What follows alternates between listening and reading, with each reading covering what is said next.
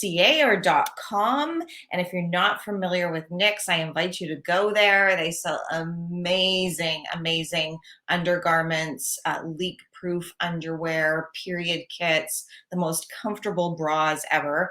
And then I also have a $50 gift card for Pure Pharmacy, which we'll be talking about as we go through tonight. So I'm just checking Facebook to make sure that everything is looking okay. And then we'll get started and we'll have some conversations about vaginas. Okay. There we go. I can see it. All right. So thank you to those of you who have tuned in. Do pop your questions into the comment section. I'll keep an eye on it here as we go and do my best to answer your questions. But tonight, I want to talk with you about vaginal health. Now, please don't scroll by because this is super important.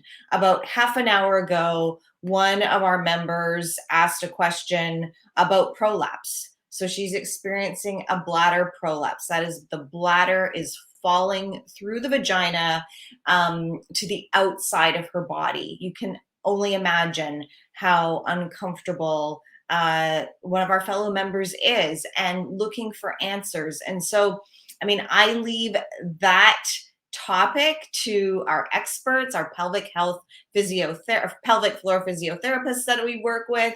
And Kim Vopni, the vagina coach, speaks on that topic a lot in this community. But it's really important that we have all of these conversations about maintaining or achieving optimal pelvic health and vaginal health. And so that's what tonight is going to be about.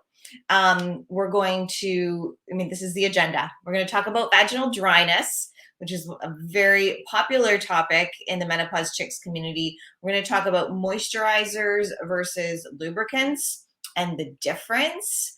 We're going to talk a little bit about incontinence and how these topics are related and why this is important. And without further delay, I just want to dive right in and answer the question, why? Why are we having this conversation in the menopause chicks community? Well, as you may have heard me say many times over the last few years, we are the first generation of women to reach 50 and have 50 more years to plan for.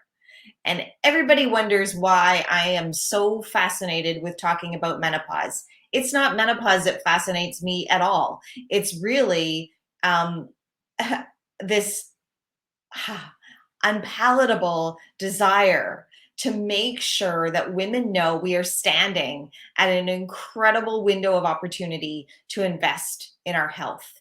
And if you can look forward in your community, maybe in your family, to women that are older than you, maybe they are living in a seniors community, maybe they're living in a retirement home. The majority of those women are faced or challenged with heart disease, osteoporosis, dementia, vaginal atrophy, and incontinence. And so I want to back that up and say to us, all of us who are navigating this journey, why don't we use this time to get as informed as we possibly can and then get on with living our healthiest, best midlife and beyond? And what does that mean? Well, it means being able to sit comfortably. It means being able to move comfortably. It means being able to dance and to go to yoga. And it means being able to have sex comfortably. It also means being able to wear clothing that we want to. And you may have heard me share this story before, but I had one of our naturopathic doctors on here talking about vaginal dryness and vaginal atrophy. And she shared one of her patients' case studies where a woman walked into her office and said, she was so glad that summertime had arrived so that she could wear sundresses. And the doctor didn't quite make the connection. And then she explained that her vulva and vaginal dryness was so severe that she could no longer wear pants or jeans. So I think those of us who may not be suffering to that degree just really need to keep that in mind, that this is an opportunity for us to, have a conversation perhaps with another friend or colleague or family member or mother or grandmother. Or it might be an opportunity also to just say, oh, I really, if there's a chance that I can prevent this from happening, then that's the path that I want to choose for my own health. The other thing that's really important whenever we talk about vulva, vaginal, and pelvic health is understanding that having a healthy pelvic floor, which includes bladder health and rectal health, and avoiding constipation and avoiding vaginal dryness, which we talked about, also means that it gives us this opportunity to avoid UTIs, urinary tract infections, which can be too common, often with women who have reached postmenopause and then, they've never had a UTI before. So we really want to avoid that, because we want to avoid having to have, a series of antibiotics and just the discomfort and general inconvenience of that. And the other thing that we want to avoid is incontinence and prolapse. So if you've seen TV commercials or heard, media messaging over the years that said, oh, peeing a little when you laugh, it's just part of being a woman, or peeing when you laugh, cough, or sneeze, everybody, it happens to everyone. That is not true. And that is, an area that the pelvic health professionals in our community really focus on. It's one of the reasons why I'm adamant about ensuring that women see a pelvic floor physiotherapist to prevent incontinence. And we're going to talk a little bit about the impact of incontinence on a woman's life and on society. And then prolapse, which was that example I gave off the top, where, you can have a bladder prolapse, you can have a rectal prolapse. And these things are not a foregone conclusion. Yes, they can be prevented, but they can also be treated. So I want you to know that. And often they can be treated without medication and without surgery. So you need to know everything that's on your menu of options. And I'm going to add one more here. If you can see that, I am adding brain health. Now, bear with me on this, because not always is it an easy connection between vaginal health and brain health, but they are connected. And here's the thing. When a woman experiences vaginal dryness, vaginal atrophy, when it becomes too uncomfortable to go to that yoga class or to even to do the regular walks, what's the first thing that she stops doing? She decreases her movement. Her movement level during the day is decreased. And we all know that no matter what our age and stage, the less that we are moving, the higher the impact there is to our brain health, to our cognitive function, to our brain fog and clearing out the cobwebs, as well as, the fact that it can impact dementia and Alzheimer's. So I want you to keep in mind, I want you to think about, oh, I need to take care of my vaginal health, because it's important for so many other parts of my life and my body, including your brain health. Okay, I'm going to dive into vaginal dryness. Uh, and it's a bit of a surprise that I'm here, actually, because when I started Menopause Chicks, I did a survey of topics that women wanted to talk about, crack open the conversation about, learn about. And of course, I naively expected that the responses to the survey we're going to come back, and women will want to know the things that I was interested in at the time. I was in my early 40s. And at that time, my priorities were, conquering sleep deprivation, mood swings, anxiety, depression, and brain fog. And so I was surprised to read the research where women were saying, we need a solution for vaginal dryness. Our doctors aren't talking about it. It's not something I want to bring up with my doctor. I mean, I've heard it all.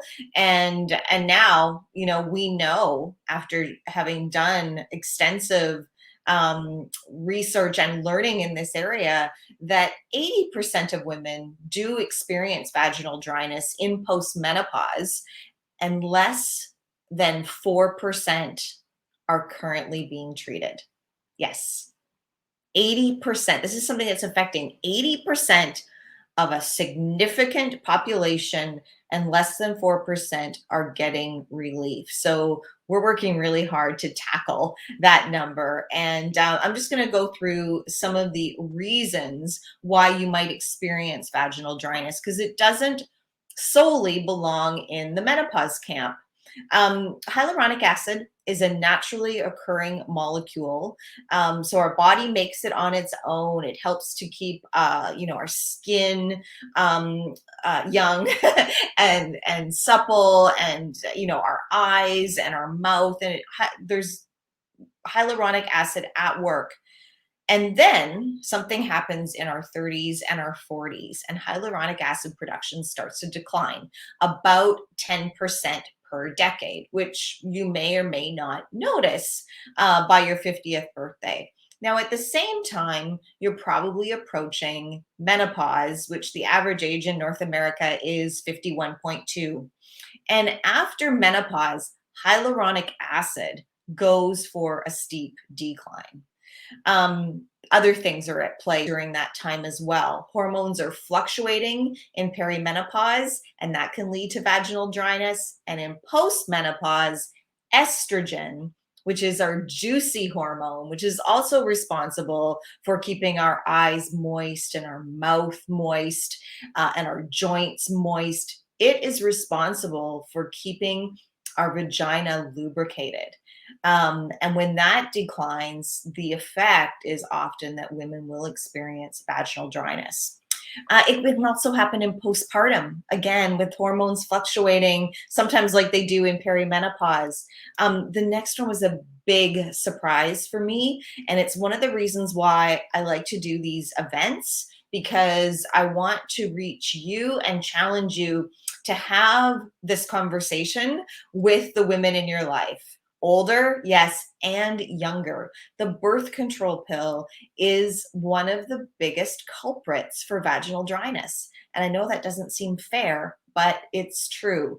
So, talk to women and make sure that you let them know that there are easy, viable solutions. Women who are going through breast cancer treatment will also experience vaginal dryness. Women who are on other medications, other health conditions, and even the overuse of absorbent panty liners or pads can draw moisture out of the vulva and out of the vagina, draw that natural moisture out. So the good news is that vaginal dryness can be prevented and it can be treated. So I've got P for prevent and T for treatment. And I'm just going to check and see if I can see this comment.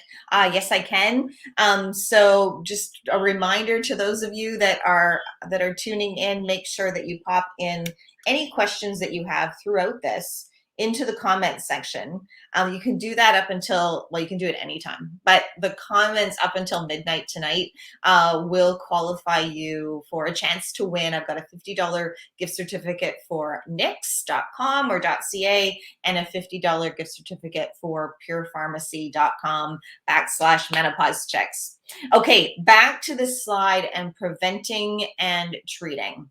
So I do start always by saying that having lots of sex and having regular orgasms is one way to prevent vaginal dryness. And I need to underscore prevent, because if you are currently experiencing pain with sex, pain with intercourse, dryness during intercourse, this is not a recommendation for you. We have other recommendations for you. But if you are interested, and maybe you've heard the term use it or lose it, there's definitely some truth there. So it's an opportunity to invest in sexual activity as a preventative health strategy, sometimes even with a partner. Another way to be really proactive as well as to treat current experiences is through regular pelvic floor exercise. Can't emphasize this enough. Find a pelvic floor physio in your area, book an appointment, or go online to thevaginacoach.com and look at her online programs that are available that you can do from the comfort of your own home. She's still going to tell you to go see a pelvic floor physio, but that is something that you can definitely do if you want to be proactive. And there's so many benefits, and vaginal, treating vaginal dryness is definitely one of them. Moisturizing with hyaluronic acid is not super new, but it's a bit new in terms of both a preventative and reactive treatment. And I'll tell you, in terms of newness, it was around 2007, 2008 when hyaluronic acid started to be included in cosmetic moisturizers, so facial moisturizers. And then in 2013, there was some research performed by Dr. Petra Stute from in Europe. I think she's in Germany actually, and that showed that hyaluronic acid was equally as effective at preventing or treating vaginal dryness as localized estrogen therapy. And we're going to talk about that option in just a second. So that was in 2013. 2 years ago, in 2019, the Menopause Chicks community got, collaborated with Pure Pharmacy and created this hyaluronic acid moisturizer. And the reviews, just speak for themselves. So it's really a proud moment for our community because it was a product that was identified by our members and then a solution in collaboration with compounding pharmacists at Pure have come up with this. And moisturizing with hyaluronic acid, as I mentioned, the research showed effective treatment for preventing and treating vaginal dryness. That's 2 years ago. This spring, in May 2021, the International Society of Gynecologists, again, Dr. Petra Stute, who had done the research in 2013, came forward with a recommendation to all health professionals that moisturizing with hyaluronic acid should be the first line of treatment. So that's really exciting. And I think it's, an endorsement that this is something that all women have the opportunity to not wait, but to be preventative, and to not suffer in silence, for goodness sakes. The next, number 4 on this list is hormone therapy. That can be preventative and a treatment as well. And what I'm referring to here is systemic hormone therapy. So if you start taking hormone therapy, maybe in the last year or two of perimenopause, I did that. So I started when I was 48. I reached perimenopause at 49, and I'm 54 now. That can have an impact on keeping, of warding away vaginal dryness. But it might not be enough. And it has shown that systemic hormone therapy may not be effective at treating vaginal dryness if vaginal dryness already exists. I believe it probably definitely plays a preventative role. What is effective under the umbrella of hormone therapy is localized estrogen therapy. So that's estrogen therapy in the form of a cream, a gel, a ring, that's applied locally, directly to the vagina. It doesn't pass through the liver. Very little of it enters the bloodstream. It's very effective. There are a lot of bioidentical options. And I can share that list with you if anyone has a question around that you can speak with your healthcare professional about. We have members, and of course, not everyone is starting on the same page. Not everyone is on at the same age and stage. So you might be in preventative mode, or you might have somebody who has been dealing with, extreme vaginal atrophy for years. The solutions are going to vary and they need to be customized to the individual. But we have members in our community who are achieving really great success by they kept their localized estrogen therapy and they added the hyaluronic acid moisturizer. And some women apply one in the morning and one at night, or some will apply every other day, but they're giving their vagina what it wants, which is hyaluronic acid and estrogen. And if you are at a place where those things are not effective for you, I do not want you to give up. There are other options. There is red light therapy by a company called joylux.com. There is laser therapy that's offered by some physicians and gynecologists in their office. Um, do not give up. Do not think that this is the beginning of the end, because there are many ways in which you can create a customized solution using one or more of these 7 options and find the solution that's going to be right for you. I think I highlighted this in blue because I want everybody to like leave this session and go book an appointment with their pelvic floor physio. Maybe you haven't been there since before the pandemic. Maybe it's your first appointment. Either way, I guarantee you, you are going to learn a ton. And if you're at all curious, I had my first pelvic floor physio appointment at the beginning of 2020. I recorded it so that you can hear the conversation between myself and Lacey Forsyth. And you'll just see, that the internal exam is like a really, really small part of the appointment. And about 95% or even more of the appointment is a conversation and an educational opportunity. So I hope that you'll do that. And I hope that you'll moisturize with hyaluronic acid and try it out. Oh, yes. So if I can say it again, go see a pelvic floor physiotherapist. Check out Kim Votney's work at vaginacoach.com. Kim wrote one of the chapters in my book, Mokita, and she's a regular contributor to the Menopause Chicks community. I got a question the other day about over-the-counter products. So I thought that I would just take a second to explain the differences and talk a little bit about the ingredients. And so this picture on the left, I took at my local drugstore. And as you can tell, there are a number of options. They kind of get intermixed at the drugstore, which is really confusing. They get mixed with lubricants. So we need to talk about the difference between moisturizers and lubricants.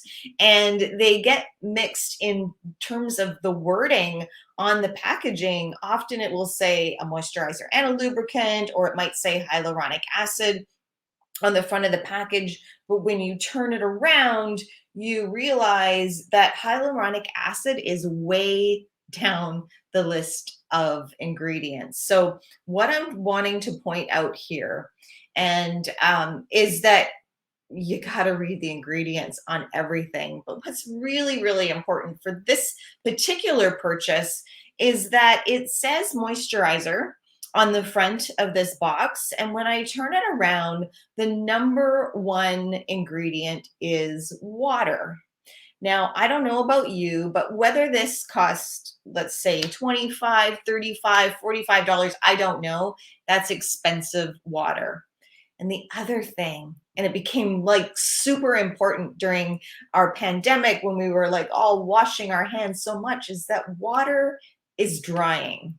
So the more water that you're applying to your vulva or vagina, the drier it's going to get, the more moisturizer you're going to need, if you get where I'm going with this. Water, aqua is another word for water. Glycerin is a derivative of sugar. It can, in some women, lead to yeast. Wax is a common ingredient, particularly if the moisturizer or the product is in a capsule. So you can probably imagine what a suppository would look like, and it's encased in wax that's intended to melt upon body heat.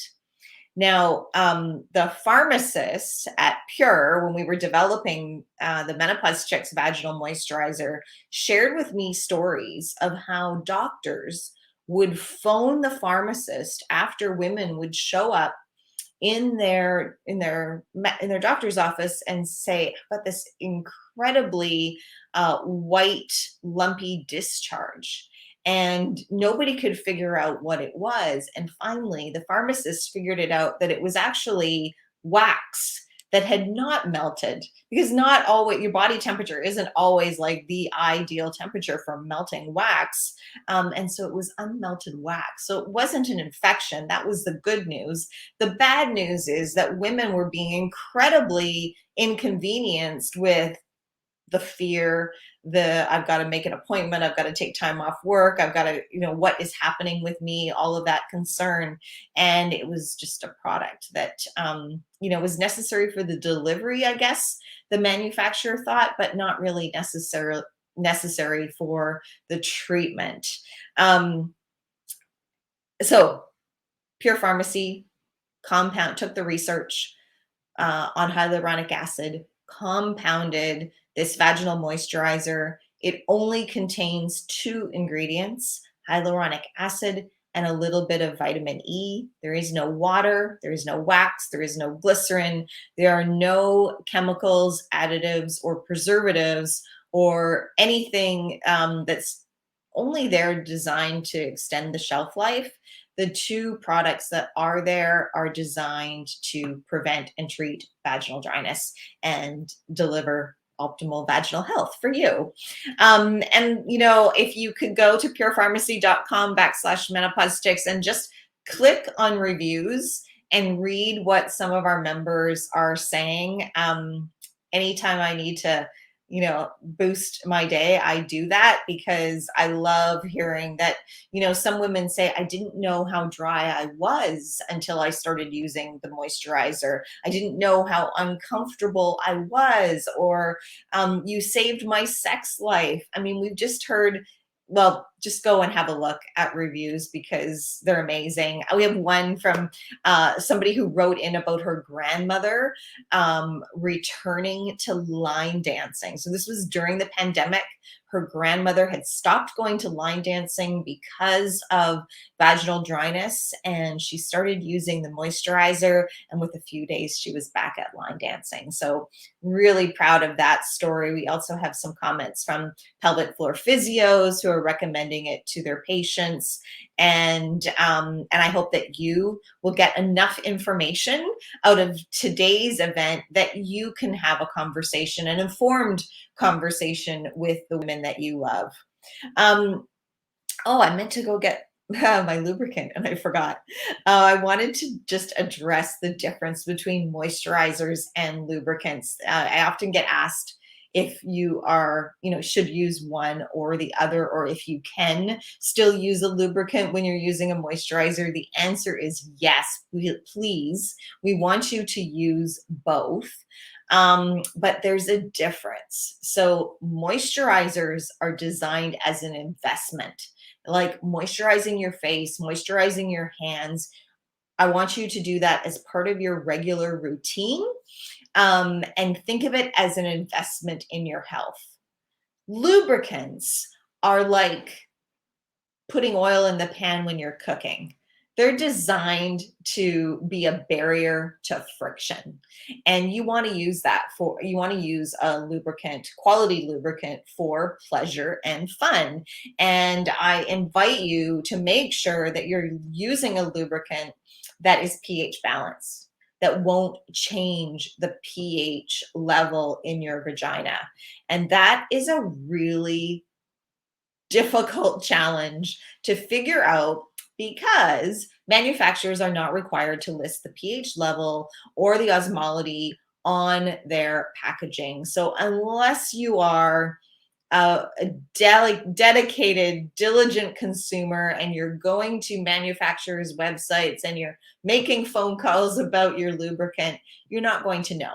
I use Good Clean Love. I know that it's pH balanced. It has a pH of around 4 to 4.5, 4.5. That's what you want. It's something that I trust, and so I've put it on the same page as the moisturizer if you're interested in grabbing that. If you are shopping for something else, two things that we have found is stay away from any product that promises to warm, like provide a warming sensation or a cooling sensation. Those products are probably going to increase the pH level of your vagina. The other thing, unfortunately, is that just because a brand has a big marketing budget, so if you've seen lots of ads or really amazing YouTube videos by a certain brand, it doesn't necessarily guarantee that the levels are going to be optimal for your vaginal health. And stay away from warming products. If you go to purepharmacy.com/menopause chicks, you can grab the moisturizer and the Good Clean Love lubricant if you like. And I want to take a couple of minutes to, as promised, to talk about incontinence. Oh, I hate this picture so much. And it's one of the reasons why I chose the NYX gift card as one of our prizes for tonight, because I don't want members to think that I'm against incontinence pads. Incontinence pads are invented for a reason. So were Band-Aids. They're temporary. And I think that's something that really needs to be underscored in our society. And here's the next slide that I'm hoping that you can read.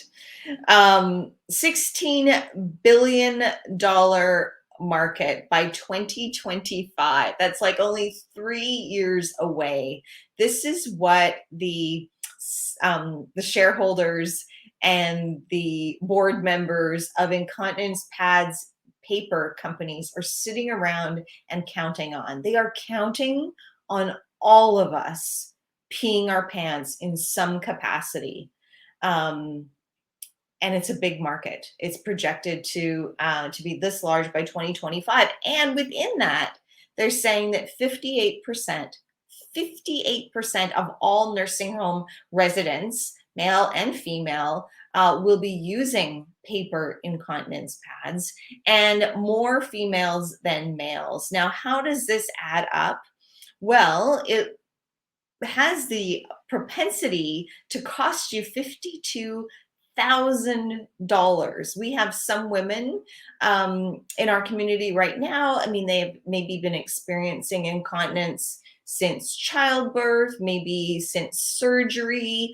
And if they aren't currently working with a pelvic floor physio, they are relying on pads to be able to get through their day, and rightfully so. But that can add up, and to the tune of $1,300 a year. And if you start leaking this their confidence, you're leaking your confidence and leaking your flexibility in your life, and you multiply that by the next 40 years, it can add up to $52,000. So I hope that if I hadn't convinced you before, that this will be the thing to convince you that we all need to be making an appointment, myself included, making an appointment with our pelvic floor physio, moisturizing our vagina and vulva, and doing whatever we can to prioritize our pelvic health, our vaginal health, our bladder health.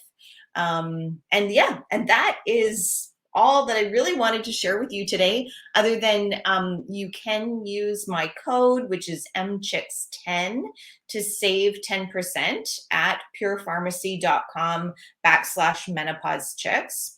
And on the left, moisturizeyourvagina.com. This summer, I had the opportunity to make a series of frequently asked questions about the moisturizer. So you may want to go there and just review the questions, or feel free to pop your question into the comments below, so you can be included in our draw for tonight. And yeah, and that's all I had for you. These are some common questions that I do get. They might be your questions too. So I can take another minute or so and just help you address these if you like. Um, let me see if I've got. Yay. Oh, good. Kim Botney was watching. She was joining us. That's great. Awesome. Here's one that comes up quite often. My doctor told me to just use coconut oil, or what about coconut oil? There is absolutely no research on coconut oil or any food oil in terms of it being detrimental to our health. So that's the good news.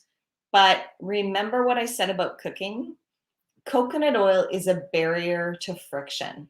So it's not actually an investment. It's not restoring the natural moisture in the cells of the vulva or the vaginal wall. It's providing a barrier to friction. And if it is your lubricant of choice, then there is nothing wrong with that. Carry on. But just know that it's a lubricant and that it's not helping or investing in your future vaginal health or treatment of vaginal dryness. The next question, why hasn't my doctor mentioned this? Yeah, I don't know. I get this a lot. I think that, our medical model is in dire need of a paradigm shift. It's not a doctor's fault. They work within a model where we have 10 to 12-minute appointments, and often women will come to a doctor's appointment and they might have vaginal dryness as one of their concerns, but that's not the reason for the appointment. So maybe they're there for a breast exam, maybe they're there for PAP or something else, and then they tack on a question about vaginal dryness to the end, and the doctor isn't able to give it enough of the conversation and the learning like we had tonight, or to review the 7 options that are on the menu for women in terms of treating vaginal dryness. So I think it's a time thing, it's a lack of conversation thing. And then thirdly, I remember seeing some research 3 years ago where doctors were actually saying that they were uncomfortable bringing up vaginal health and sexual health with their patients. And seems a little absurd to me, but I know it's a truth. I know that they're not lying when they say that. They really do feel uncomfortable asking their patients about their vaginal health or their sexual health. So we have a lot of barriers to break through, and I don't have the exact answer for that, other than my job is to empower you to have more conversations about vaginal health, to make it a priority, and to know, hopefully this came out of tonight's discussion, to know that it might not always require a medical appointment. You might be able to moisturize with hyaluronic acid and be just fine. And then, work it into a conversation that you might be having about hormone therapy as a whole with you, at your next doctor's appointment. Help me talk to my mother-daughter doctor about this. Yeah, I mean, I didn't think of any script tips for tonight, but I think that one of the best ways for cracking open this conversation is share this video, or share an article, or share a resource, an educational, a chapter, that Kim wrote in Mokita, whatever it is. Just say, oh, hey, mom, I was thinking of you the other day when I heard this, or hey, grandma, I heard this story about another grandmother who likes to go to line dancing like you do, and I was just wondering if you've ever heard of this. And I think that we really appreciate hearing when people are thinking about us. So that's one approach. And then the other approach, as I said, is just sharing resources whenever we come across them. Will I have to moisturize forever? I love this question because, I mean, I can get cheeky and come back with, do you plan on moisturizing your face forever? And the answer is probably yes. But it might, your routine might change.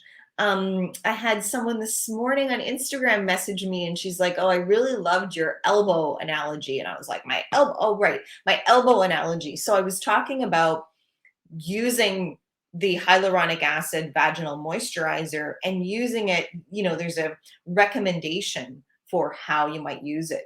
But you can play with that to meet your current needs. So imagine your elbow was really, really dry, like really dry. You would probably apply a lot of moisturizer as soon as you notice that, the first couple of days, maybe 2 or 3 times a day, you'd be like, oh my gosh, I've got to like really, moisturize as often as I can. And then maybe on the third or fourth or fifth day, once it starts to get better, you would only moisturize once a day. And then you would be more aware that, oh, that's something I need to do when I get out of the shower as part of my routine. The same thing applies with vulva and vaginal dryness. So, depending on the age and stage that you're at, if you're treating vaginal dryness, you might start out by wanting to use the moisturizer more than once a day, knowing that hyaluronic acid is a super strong molecule. It can carry 1,000 times its weight in water, and it's going to work to restore natural moisture back into the cells of your vulva and vaginal wall. So, do you have to moisturize forever? Well, yeah, we have to drink water forever. We have to moisturize other body parts forever. And I think that it's important to include these two body parts at the top of that list.